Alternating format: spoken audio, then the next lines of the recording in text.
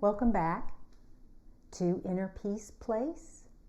Today's topic, this is lesson 7 by the way. Today's topic is setting aside the necessary time for your creation of this inner peace. It is a skill set, and we know that our personality self decisions are based in the past experiences that we've had. Our soul self decisions and actions are based in this moment. And which allows us to make a more pure decision. I hadn't thought of it that way. I like that. We want to understand that creating a life of peace is a skill set. Ooh. Similar to an athlete, they have a skill set. A musician has a skill set. That skill set was not absorbed into their awareness or their physical being by sleeping on a book of music, or a book of how to be a better athlete, or a book of how to be a more spiritual person. It takes time, and that's okay. The athlete that's competing in the Olympics could start listing all of the time, hours per day that they dedicated to their craft. A fine musician, same thing. They practice for hours every day, and they may not miss days at all for years if they're in a competitive type of genre or group. So understand that we're not looking to develop a peace-filled life or inner peace overnight. We're going to take our time with it. We're going to look at the various challenges, and we'll look at how we have been, so that we can lovingly, that's the trick, look at our entire life and say, create new ideas for it. As the musician is practicing, they make mistakes. And they don't, the successful ones don't go, this is awful, I'm terrible, I'm not worthy of being a musician because I keep making mistakes. You see where I'm going with this? The athlete, the professional rower, whatever you call them, they make mistakes. And sometimes it brings them down.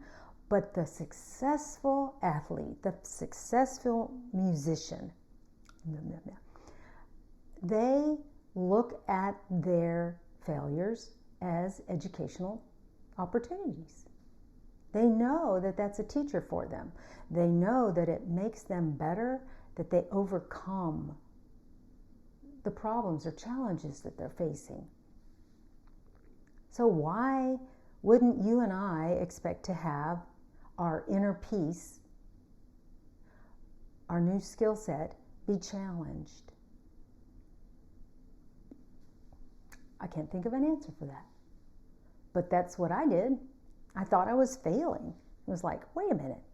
I said I was going to do X when this occurred, and I didn't do it. Now, it may not be like an athlete or a musician or an artist or any of these people that spend hours and hours, or even a student studying for hours and hours. They take a test and they mess up. I wasn't giving myself that same space. I wasn't giving myself the same amount of respect to allow for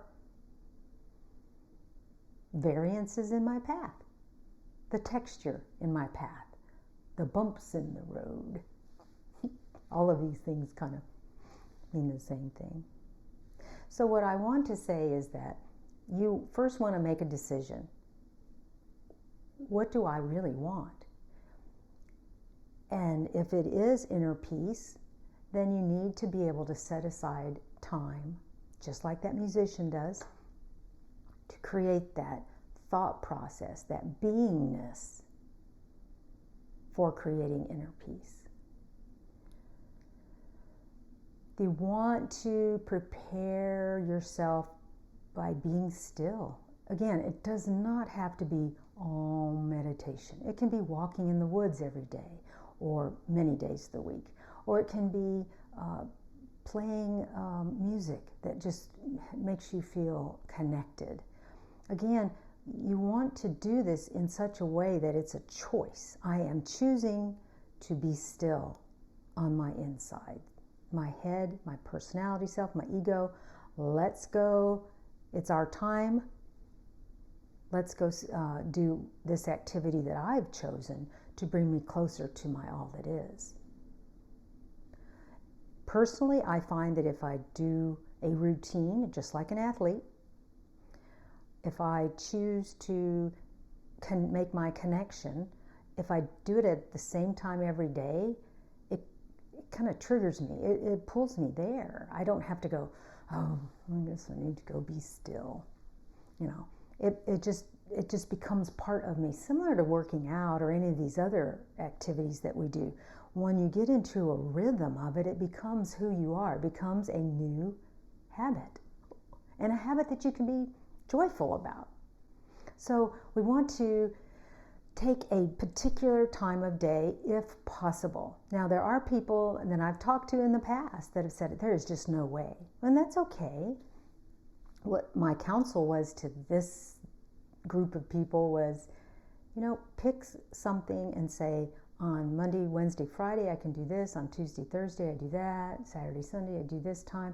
And that will become your rhythm. You don't have to beat yourself up because you don't have the same time every day. And you don't have to beat yourself up, please, if you miss a day.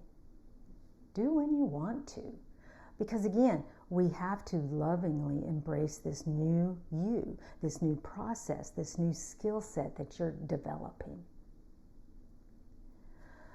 When you are choosing to connect with your higher self, there's a myriad of ways to do it. You can do meditations. Guided meditations are my favorite. It's difficult for me to be very still and have nothing in my head. Guided meditations really work. Some people, like I said, they walk in the woods and then they connect with nature. You have to choose to make that connection and still your thoughts and allow other sensations to come into your awareness. That's what we're doing with this work. We want to look at the times when we are not as successful as we wanted to be, when we're challenged, as opportunities, just like that athlete did. Sometimes they do interviews with athletes and they say, well, I was playing against the best and I'm glad I had that opportunity, even though they lost. Same thing with this. Look for the positive in it. I'm having a bad day. I don't want to connect. Then don't. It's all good. There is no judger of this pathway. It is only you and your lifestyle and the way you want to conduct it. You're developing your path, and one of the main components is setting aside quality time to connect with that path. Getting still is about respecting and being willing to put the time into observing how you've been engaging with people, or whatever it is, that particular part of your life, that path that you've decided to nudge. Sit down and get still and get clear-headed, and then observe with love and light. Not as a judger, as an observer. I observed that I did this activity, I responded this way, and that is no longer how I want to behave or react when this occurs to me. So what am I going to do? What am I going to choose to be my focus when I find myself in that situation again? It's your opportunity to solidify the new contract you have with yourself to lead a more peace-filled life. it's an opportunity to go, whoa, I need to work on that a little bit more. And I do that. Sometimes what I find now is that when I'm in the middle of saying what I wasn't going to say anymore, I'll realize it. And what I do, and this is one thing that, I do, I don't know if you want to, but I will actually thank that awareness. I will, while I'm in the middle of it, I may choose to stop saying it or not. That's a personality self decision. But when I become aware of guidance from the in the moment, I thank it. I say thank you. Wow, you're right. This is a contract that I had with myself, and okay. I will choose not to feel attacked, or whatever it is that I was working on at that moment. And through this book, we are going to work on lots of different situations, so don't give up. It isn't something that you learn overnight, but it is a joy-filled path. It's not drudgery. It's not a downer. It's today was pretty successful. Or, I really was challenged. The tone is the same. It's your attitude. It's your focus. It is your ability to comprehend a bigger picture day in and day out and not get all bogged down with all the little details that are going on.